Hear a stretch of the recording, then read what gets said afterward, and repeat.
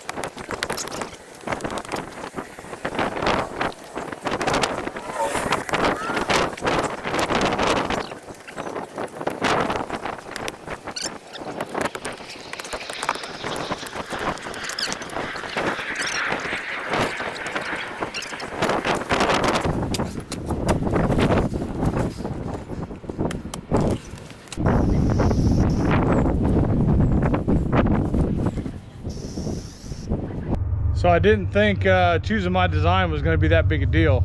But we spent about an hour now trying to figure out what looks the best. Still don't know what looks the best. Look at all them lines. Yeah, which one do you like? That one, that one, that one?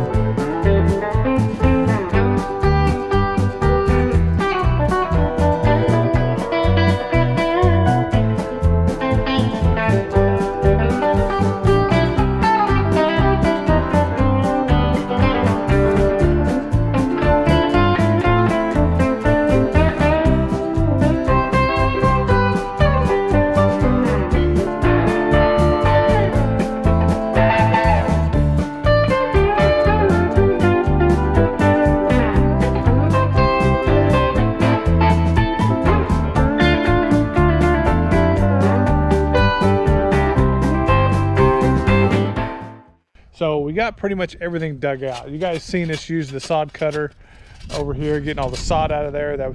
We use that just because it's just way better than trying to dig all that grass out of there. Okay, so pretty much what we've done so far is we set 2 bricks here just for right now, so we can get our string line set off the back. And we kind of, like I said, we use the sod cutter to kind of dig out this a little bit more. Then we're going to use this paver base, which is this stuff right here, which is literally just like crushed stone. and it kind of compacts really good. But I've used it a few times and it just works pretty well. As you're looking at it from here to over here, it looks, you know, you can definitely see the slope, but it doesn't look as drastic. Over here, we're probably going to have 2 high. Over here, it's probably going to be about 4, maybe 5 high. That's just the slope of the property, but everything is going to be level with itself all the way across. So right here is where we're going to start. And we're going to work our way down there, and we're going to curve it around to the house. And this head here, we're going to end up cutting this and moving it just right here on the edge, and then get that out of the way so it's not actually in the flower bed. So all of our heads that are up here by the house, they're all on one zone. All these heads over here, they're all on one zone. And like I said, we're going to add a drip system over here, and we're going to add a drip system over here, and they're all going to be on the same zone. They'll run all at the same time to water our plants and everything that are in here.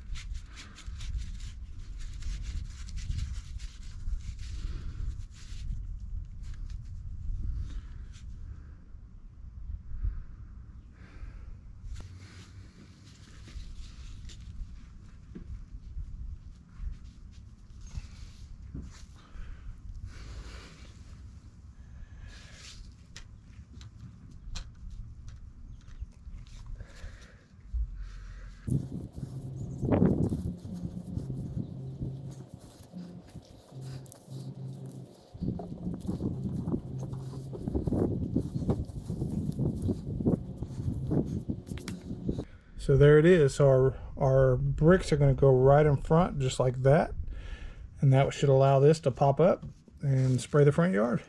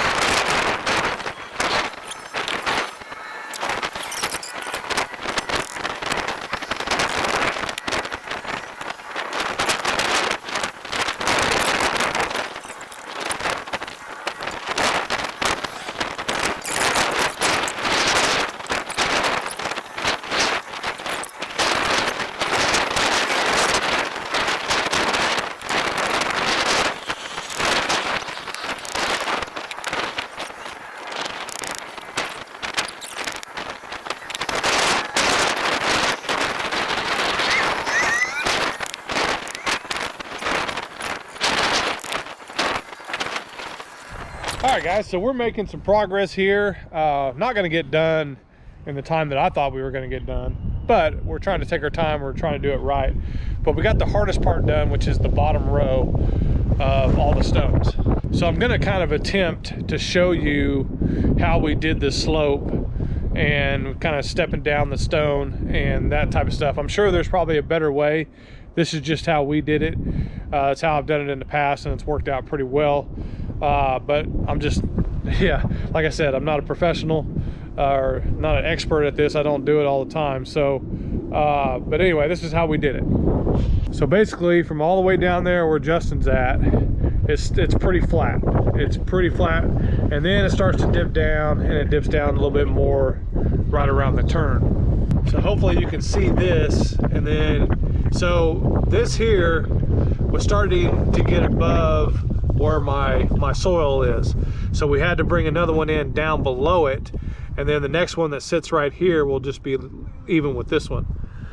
So we had to do it again here because it was dipping down a little bit more. So basically what I'm looking at when I do this is the corner of this stone right here.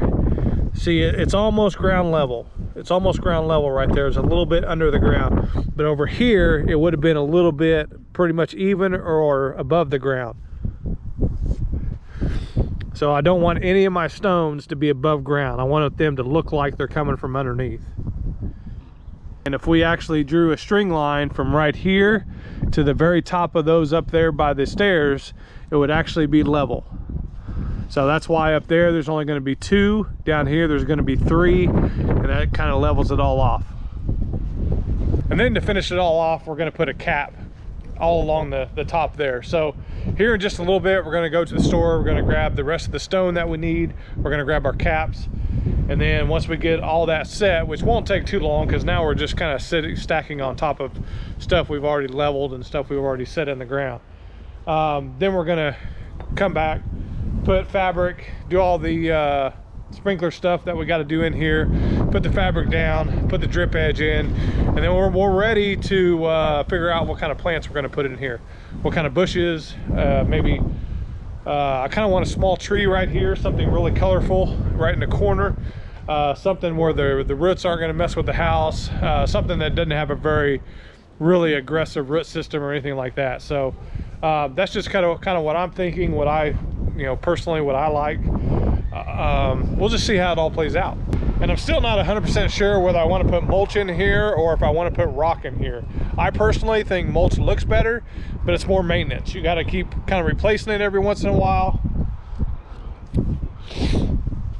And one thing I like, doing lawn care for a living, I've been doing it for a long time, when you have rock inside of a flower bed and you trim your bushes and maybe the leaves fall on your little tree right here or whatever the case may be, since you have rock in there, it's a lot easier to just take the blower and blow it out into the lawn and suck it up that way. When you have mulch, it's kind of hard to do that. And as you guys can tell, some of the videos that I've shot here at my house, it gets pretty windy here and mulch tends to blow away. So that's another reason why I was thinking about rock, but I'm torn because I actually think mulch looks better. So I'm not really sure. Stay tuned, we'll figure it out.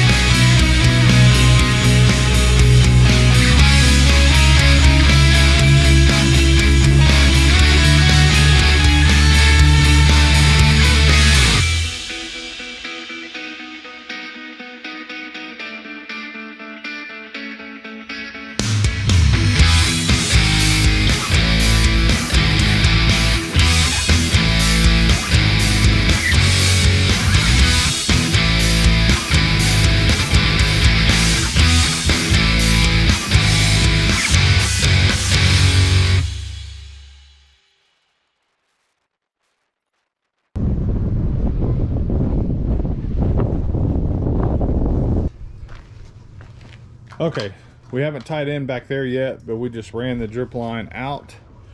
We just left the excess right here just in case we need some. Like I said before, we're not 100% sure what we're going to put in here yet, so that's why I want to kind of leave the excess.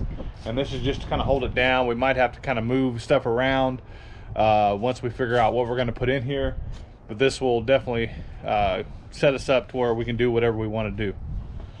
Now we're going to tie in back here. I'll kind of show you how we do that real quick, and then this drip system here will be ready to go. Every other head that we had over here is already capped off except for the one back here, and let's go ahead and tie that in, and we're going to test it out.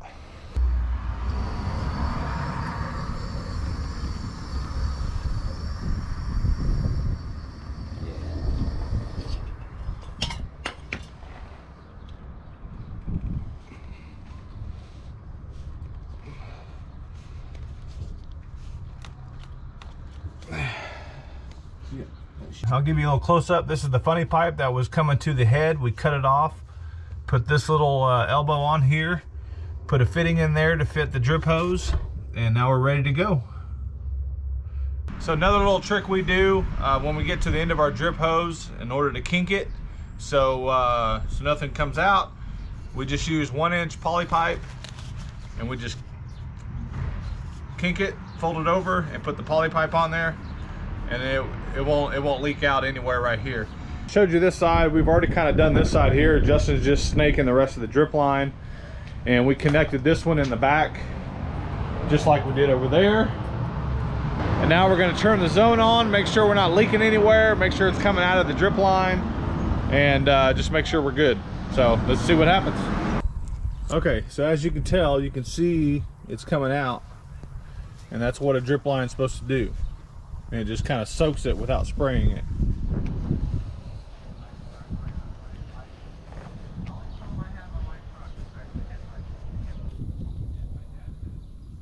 So for that reason, usually when you have a sprinkler system and you have a drip zone, you run it longer than you would a normal zone, because it's just kind of dripping out, and it's going to take a while to get actually wet. So you know, for instance, you might run one zone maybe 5 to 7 minutes. You might run this zone maybe 15 minutes, or you know, just depending on your circumstance. But yeah, looks like we're running good, no leaks, and we're gonna move on. Okay, so whenever you do a wall like this, I want to share a little tip that I learned from my Auntie Kay of how to kind of fill in around your bricks on the outside so you can get grass all the way up against your retaining wall. So this is what I'm talking about. There's a little gap there now from where we put the wall and where we dug out, and this is where we've already started filling it back in, and basically we're just creating a mix. So we're putting some topsoil in a 5-gallon bucket.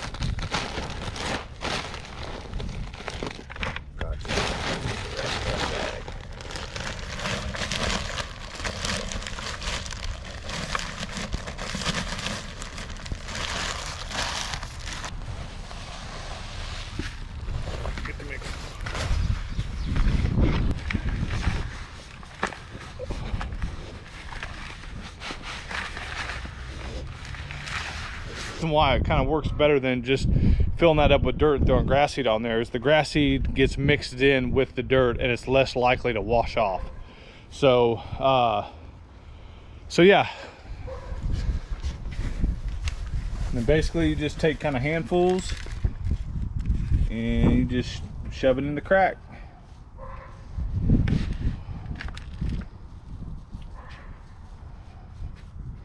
And in theory, you should have a nice good grass once it comes in right up against your brick, and there won't be that little gap there anymore. So just a little tip or trick, whatever you want to call it, that we like to do to kind of, you know, help get grass to grow there. And like I said, the main purpose is just get it mixed in with the soil, that way it doesn't wash off as easy.